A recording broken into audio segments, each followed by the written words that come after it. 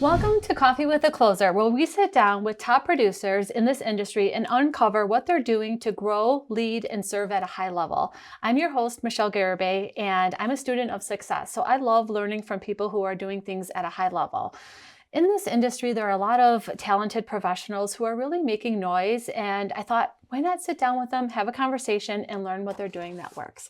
So my guest today is Barb Noote. Barb is the team leader for new partners at Compass. So Barb, would you tell us a little bit about yourself? Sure. I've been doing real estate for 25 years. I got into it right after high school, and I've been doing it ever since. So it's one of those things that continually evolves into something else. And, like you said, as far as being a student of learning, I think that's one of the reasons why I haven't gotten bored with this job is because every day it's new and there's always new people and new problems to fix and things like that. So it's just every day is a new day. Yeah. Where did you grow up? I grew up here in Lake County, Okay. went to Grays Lake High School, never moved far, and now I'm helping people in the same community. So you started real estate when you were young, right? Yes. So what gave you kind of the confidence to jump into a commission-based business, right? It's funny, actually, I tell people that if somebody would have told me I was going to work a commission-based job, I would have laughed and never believed them in a million years. So I didn't even know real estate was a career. I grew up in the home that my mom grew up in. Okay. And my aunt and uncle who lived close by us all had homes that they had built and or lived in for a very long time. So I didn't even know that buying and selling was a career. I graduated high school and one of my friend's moms was a realtor and she's like, hey, I need some help at the office. I'm a realtor. And I said, well, I don't know anything about what that is. And she said, well, if you could help me at the office, that would be great. And I was taking classes at CLC and I figured it'd be a good part-time job. And it literally is a career that landed in my lap. So that's how it happened, purely by accident and luck. Yeah, that's funny that you say that because that's sort of similar to my story. So I actually, most of you probably don't know this, but I actually have a black belt. And I started in Taekwondo and my instructor at the time was a manager for a mortgage company. And he's like, Michelle, why don't you come be a receptionist at the office and, help us out? We're looking for a receptionist. I'm like, okay, I'm just graduated high school. And 28 years later, here I am, still in the same business. Yes. I always tell my kids that you don't know who you're going to meet in your life, that it's going to lead you on a path to opportunities you didn't even know existed. Yeah. It's pretty neat. That's funny. So how did those first couple of years in real estate go for you? I was working for the lady Nancy at the time. And so it was eye-opening to me what the real estate industry was. I would really encourage anybody who's getting into real estate to work under somebody initially, because I think that if I would have gotten into it on my own, I don't think I would have stayed. But because I was able to see how she did things, and I also really liked that she didn't do things like everybody else. Everybody else, it was sales and it was about the numbers and it was about opening the door, filling out the contract and moving on. And I got to witness that she could make it what she really wanted it to be. And she was very passionate about helping people and going above and beyond. And that's what made me enjoy it, is that I could make it what I wanted it to be, and it didn't have to be so transactional. Because when you think about real estate, you think about sales. Right. And it doesn't have to be about that. It could be about creating an experience for people and a lot of education, which I have a teacher's heart. And so to me, that fills that cup on a regular basis. And you do relationships and better than anyone that I've seen, honestly. you really know how to kind of do those little things that make people feel special, right? Yeah. I love that. Thank you. So something that really stood out to me about you is how you mentioned like communication and your work ethic. So real estate can be emotional, right? It can be stressful for people. And a lot of your reviews and a lot of your customers say that you really guide them through the process, step by step. What do you think separates maybe like a good real estate agent from maybe a not so good one? I would say it's probably the ability to explain things in people terms. Yeah. I think when realtors do this every day, all day, we become autopilot, right? Like, oh, the language we use, we know when the inspection's going to be done. And so sometimes we might forget to express that timeline to a client. And so for me, it really is breaking it down into bite-sized pieces about what to expect next. Yeah. And I'm also a big believer that there is a baseline for everything that's going to happen in real estate, right? There's the meeting the buyer, the seller for the first time. There is the inspection, there's the appraisal, and you could walk them through all those steps and hit those touch points, or you can take each one of those touch points and level it up and make it even more memorable. And that's what we do at my office is we try to take all of that and we say, how do we make each one of those milestones worth celebrating? Because I believe that people are going to walk away with a feeling, and I want it to be a great feeling. So how do we make each one of those things a little bit better? And I think that's what differentiates the realtors that are able to do the hand holding and really explain in people terms, because sometimes when attorneys explain things, it's another language. So it's our job to diffuse that emotional situation. Yeah, it's like they say, like people don't remember like what you said, but they always remember how you made them feel. Yes, right? I agree with that big time. And I can resonate sometimes, doing mortgages for a long time. I'll get into, things that are simple to me, like you say DTI, and like it's a normal term, but the average person doesn't know what that means. So you have to really take the time to like explain it, right?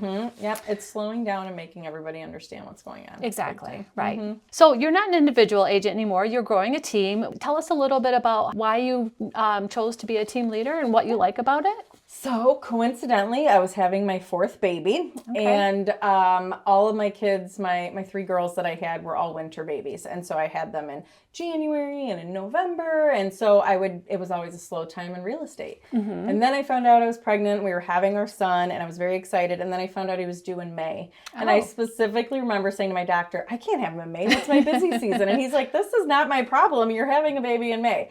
And so I really had to sit there and think about how I was going to handle that, because I went from having kids where it's like, maybe you got a few things going on, to wow, May and June is like gangbusters. I have to have a plan in place. Right. And for me, what weighed the most heavily on me is that people who are making their largest financial investments were all of a sudden going to have me gone for a couple of months. All of a sudden I wasn't going to be there to, necessarily be available at their beck and call, because I might be feeding a baby or whatever the case is.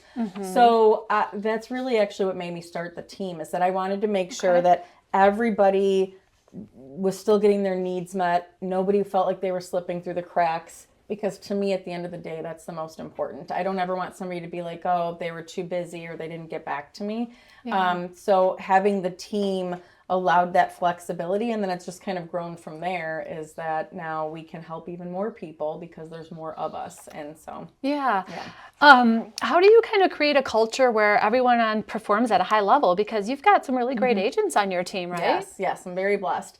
I think everybody's kind of performing at their own level. I mean, I've got newer agents that are almost brand new. I've got agents that have been doing it for 5 years, and then I've got some agents that have been doing it for almost as long as me. So I think everybody's, wherever they're at is exactly where they need to be, and I can help them grow from that. So if it's the brand new agent, I can teach them the ropes right from the beginning, and then there's the other realtors who've been doing it a long time. How do I help them smooth out the process, have more systems in place so that they have more work-life balance? That's always kind of the goal. Speaking of work-life balance, when you were at my mastermind, because you were one of the presenters, you talked a little bit about how you have to kind of schedule in that time, right? And can you tell us like what a calendar looks like for you? Yes, I have heard it would make most grown people cry, but I do live and die on my calendar, and if it's not in my calendar, it doesn't exist. So having 4 kids, they're in sports, having a husband who likes to remember what I look like, all of those things are important.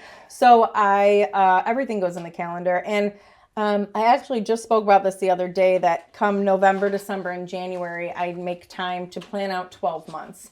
It sounds crazy that in January I'd be thinking about what I'm doing next September, but if it's in the calendar, I just find that it actually happens. And so we sit down, we plan out 18 client events for the year, so we know what month they're going to be and how we back into those things as far as invitations and things like that. But also, most importantly, I'm putting in that time with my family. So I've got the weekend anniversary with the husband, I've got the date nights, we've got our family nights, I know when the kids' sporting schedules are in there. So all of those things are very important. I'm blessed because my husband and my children have only ever known me as a realtor. Yeah. And so they've known the schedule forever. And they Right. understand that they have to show me some grace because I might have an appointment that's ending at 4:30. Right. But it's not really ending at 4:30, it really ends at 6. And so without their support, I don't know if I'd be able to be as good at my job as I am, but they're really, really great about it, and I'm grateful for that. And I just think that, again, once it's in the calendar, some things will move, but if it's in there, it usually happens, and it doesn't have to get moved. And so that's important. And when you were talking about kind of you plan out your year a year at advance, really, you also kind of plan out the budget, what I thought was pretty cool. You budget, you see what kind of works for you, right? What works for your team, Yes. and you budget accordingly. So when, that billboard ad or whatever it is comes about, you can say, no, I know what works. You kind of are able to stick to that, and that helps you with your budget throughout the year too, Yes, right? Very much so. I think as realtors, we're not trained on how to necessarily advertise. And so realtors look for the quick fix, the magic pill on what they can throw money at that's going to make them successful. And the reality is it always comes down to the basics, right? So you do the basics, you call people back, you stay in touch, you reach out. Interest rates drop, you call your clients to see if they're ready to refinance and put them in touch with you and things like that. All those things are important. And I think when you have that budget, like I know exactly what my client events cost. Yeah. And so then I can put money from each closing aside so that when those events come due, I'm not stressing about the cost of it. But then it's also kind of nice because I get calls from telemarketers all the time wanting to sell me leads or sell me this ad. And I can say, nope, sorry, my budget's already done for the year. And it really throws some of them off. They're like, I've never had a realtor say they have a budget. And it's true. We're not trained to have a budget. And it can really be the demise of your business because you end up throwing money at things and hoping it sticks. And if it doesn't, you get discouraged. So I know a lot of your business comes by referral. Do you purchase leads, or is everything by referral? My business is referral based. I do not purchase leads. The money I invest back in the business goes towards staying top of mind with clients. Now, that being said, I'm not totally against purchasing leads because I understand when people are new, they need to be able to create that database somehow. Yeah. It's just being effective with which lead source you're using, and then making sure that things you can do for free are being utilized, like having Google reviews and having Zillow reviews. Those are things that don't cost any money that a lot of people rely on. And AI has helped with that a lot because you can research your name on AI and see where those resources are pulling your information from and making sure that you have updated bios on those sites. So there's free ways to do it without having to maximize the budget. Yeah. So you talked about events, right? So you do, how many events did you say you do? 18. 18. I'm a party animal. Can you share a few? Like what are some things that you do? Yeah, absolutely. So, as a new realtor, 18 events sounds like a lot. And at the end of the day, it truly is. I would not be able to pull that off without the magical people at my office.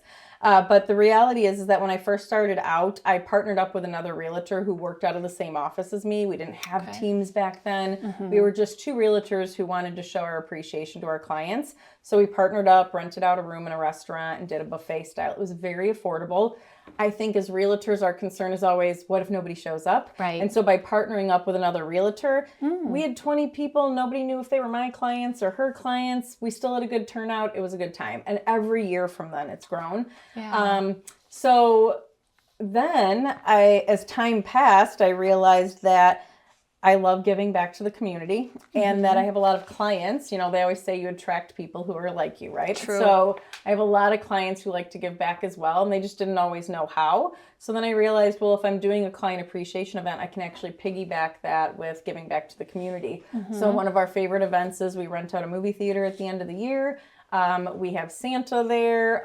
The cost of the movie is free. People can purchase discounted snack packs, but the cost to get into the movie event is to bring a new or gently used winter clothing item. Oh, I And love that. we've been able to do huge amounts of donations through that. And it's just nice to know that, just little old me, but all these people I know give back, and now we can make such a bigger impact. And we do the same thing with a food drive. We just wrapped up a food drive. We were able to drop that food off at local community high school pantries so kids can pack meals for the weekend and go home not hungry, which always makes me want to cry. And we do a school supply drive as well. So we've really partnered up a lot of our client appreciation events with giving back, and it really makes our clients feel good to see the impact they're able to help us make. So yeah, I found that because I also do like some different community events, and I found that people are looking for that, right? They're looking for ways to get involved. Sometimes they just need that extra like invitation or something to say, this is how you can do it. Absolutely. They don't always know where to drop stuff off or anything like that. So it goes a long way. Yeah. And we did an event, Bernie's Book Bank. I was a guest of yours, and you had a great turnout. Yeah, we and did. It feels good, right? And I met some good connections there. Yeah, absolutely. Again, you just never know where your contacts are going to come from, and building these relationships goes a long way. Yeah. Right. All right, so getting more into a little bit of the market. So you work across Lake County, is that right, mostly? Yes. And what are you seeing in the market right now? You know, the news can be very confusing to people. So I always tell my clients, if you're watching the news, you're not always getting the most accurate information. The news a lot of times covers nationwide news, but we have a very micro market out here where for once the Midwest is the shiny unicorn, and we have people coming back here, people that moved to Arizona, people that moved to Nevada, people that moved to Florida are all coming back here for various reasons. The cost, places like California and Florida, it's very hard to get homeowners insurance, or it's very expensive. In fact, I had a client, they retired, they moved down to Florida, they got hit with 4 hurricanes in 5 years. And they said, what we gave up in paying property taxes in Lake County, we're now paying in homeowners insurance, and we're far away from our kids. So they came back. What we're finding is a lot of people are moving because they want to be close to family. Okay. And so our area here is still very much a seller's market. Okay. Especially in the Lake County, McHenry County areas, and that is different than what you hear on the news, where you hear a lot about the market softening and things sitting longer. It just isn't the case, especially in the spring and summer. We're very school district driven over here, so it's our time to shine is right now. Yeah. So you're seeing a lot of people move back here. Are you seeing situations where it's like multiple offers? Yeah, very heavily. In fact, it hasn't really slowed down from that in the last 5 years. So it's interesting because I was actually at a real estate seminar in San Diego in January, and I was curious to see how this speaker was going to cover all these realtors from all over the nation when we all have very different markets. And they were really good about it because they did breakout rooms where the people who are dealing with expired listings, houses that won't sell, that are on the market for 6 months and aren't moving, those people could go in this room. And then there's the small group, and they're like, all right, you Midwesterns, get in this room because this is where you guys can talk about what's going on in your market. And we're seeing a lot of multiple offer situations. And so there's a lot of coaching and guidance that needs to go to these buyers to find creative ways to make their offer stand out without it just being, okay, offer $40,000 more. Right. And that's where I think experience comes a long way, because we saw a similar market to this back in 2004, 2006. It was a wild time back then too. Yeah, and it can get emotional, right? You lose out on a couple deals, and that can get a little bit emotional. So it's important to kind of like just keep the faith, right? The right house is out there for everyone. They just need to maybe find that right timing. So I always tell people that. I'm like, I know this one burns, and I know it stinks that we didn't get it, but when the right one comes on and you do get it, you'll be really glad this one didn't work out. Yeah. And it never fails that it works out that way. Things always happen for a reason, don't they? Yes. Yeah. Learning from like top producers and watching top producers, I noticed that you guys do things a little bit differently. What would you say if you could pick maybe one non-negotiable that you do every day? What would that be? I reach out to my past clients, even if it's just 5 people a day, but I just reach out to them on a regular basis just to let them know where I'm at, see if they have any questions, see if they are interested in the equity in their home, things like that. So that's pretty consistent, where I'm reaching out to at least 5 people on a daily basis. And can that be awkward for you? You know, I'm a talker. Okay. So people, I think, expect to hear from me, and also because they do get invited to events and things like that, they're used to getting some form of communication with me. I do a monthly newsletter and things like that. But I do know where you're coming from, because there's a lot of times when I have agents that join my team and they've been doing real estate for 5 years, and they're like, I just feel weird about calling my clients when they haven't heard from me. And I heard something when I was newer in real estate that I always say to myself, if I get nervous about calling a past client, and it said the realtor who feels like they're bothering people will never make more than $30,000 a year. But the realtor that feels like they have a duty to share what they know with people will always be successful and make over six figures. So anytime I have it written down on this stupid little scratch piece of paper, and it has literally traveled with me any office I was at for the last 25 years.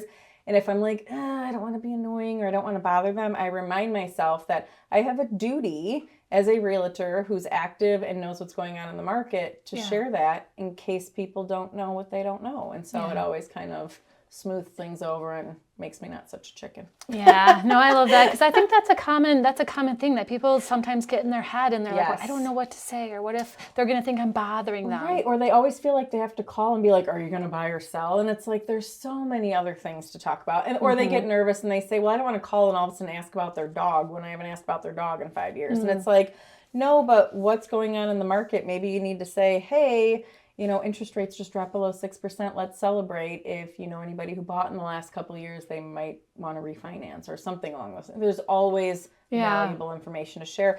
One of the things that we actually just talked about was how many of my clients, as we were researching it, didn't know they didn't have a homeowner's exemption on their property taxes. So even going back through that and reaching out to your clients and saying, hey, I pulled your tax bill. You're missing an exemption that you could qualify for, and that could save you $500, $600, $700 a year. That can be a lot of money. Information, yes, 100%. So yeah, just there's always something. You just gotta think about what's valuable to the public. Right. And it's not always, do you want to buy or sell? Right. No, I love that. I love that. So real estate can be a very demanding business, and you talked a little bit about how you plan your day and your schedule. But what do you like to do when you're not selling homes? Do you have any hobbies or things you like to do? I do. I'm a big reader. Always been a bookworm. So any opportunity I have to read, I enjoy doing that. But I also really like being outdoors. I love my vitamin D. I love being outside. So we're a big family that goes hiking and things like that. So we do a lot with the kids for that. Family movie nights. We're really big on doing stuff together as a family, even if we're all going to support one of the kiddos with their sport and the other kids come. It's just that kind of stuff is important. So hiking and being outside is really big. I love that. I love that. I think that you need that balance, right? Sometimes it's just clearing your head and not being involved in the noise. Just the noise. That's when the ideas come, right? In those quiet times. Yes. So what advice if somebody were starting real estate now, today's their first day, what would be some advice that you would give them? I would actually tell them to join a team. A lot of people are like, oh, why would anybody want to join a team? They're going to be on a terrible split. But the reality is the knowledge that you learn while you're there, you don't learn anything you actually use in real estate school. And I didn't believe it until I started doing real estate. And then I was like, oh, well, I learned that, but the attorney handles that. No, I learned that, but the lender does that. And I don't ever order a survey. What. So there's just a lot of things that you don't know. But what you learn within the real estate community, that hands-on. And because I started working with a realtor and I shadowed her on everything, I learned actual tangible skills that I would use. And I think that's huge. And I think that's something that's really suffering right now because of COVID. So many real estate offices shrunk down, and they're those offices where people just kind of pop in and out. And when I got into real estate, I'd go into the office and there'd be 40, 50 agents there all talking. I'd be able to hear them on the phones with their clients, problem solving, talking somebody off of the ledge because they're emotional about something. That's so valuable because it makes us better at what we do. And that's missing in the industry right now. And I think the only way to really find that is to join a team. And maybe you're not making $1 million because of the split, but there's a value and a cost to what you're actually learning that's tangible and usable. And I think that's important. Yeah. Now that you're kind of at the place that you are in your career, who do you surround yourself around? Or do you do any types of coaching for yourself? Yep. I do several coachings. The manager that I work with does the 12-week work year. And so he really focuses a lot on focusing on your goals. Pick a goal, focus on that for 12 weeks, get that done, move on to the next goal, which is good because I think as realtors, we're so reactive and we're a bunch of squirrels running around. So it's nice to be able to focus on one thing for a short period of time. And then I also do Tom Ferry coaching.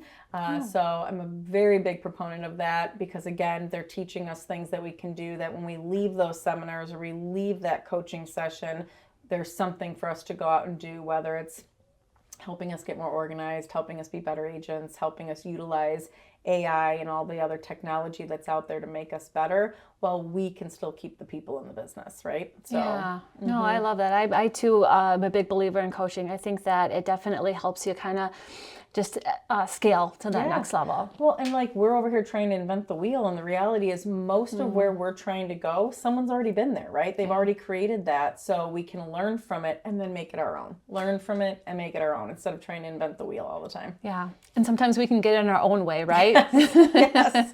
Yeah, we have our own little plateau that we don't feel like we can get past, and the reality is we can. Yeah, So, and like you said, sometimes it's about, it's not instant results, right? Sometimes it's about doing things and doing them consistently Yes. that you have to wait to get those results, right? yeah, absolutely. All right, Barb, well, I did get you just a little something to say thank you for Thank being you here with very us much. today. I appreciate that. Thank you. Let's give you Very that. kind of you. And yeah, so thank you again for your time. I really do appreciate it. I know you have a busy schedule, so the fact that you're here really means a lot and that you're willing to share, right? Yeah. If somebody wanted to get in touch with you, what would be the best way for them to do that? Sure. People can find me on social media. You can go to newtpartners.com or you can call us directly. And to everyone listening, thank you for listening to another episode of Coffee with a Closer. Remember that success leaves clues. The more we learn from people who are doing it at a high level, the more we can apply those lessons to a business and our own lives. Thank you for joining us on this episode of Coffee with a Closer. If you learned something today, I challenge you to apply it to your business. And if you want to get in touch with me, you can reach me at www.michellegetitdone.com.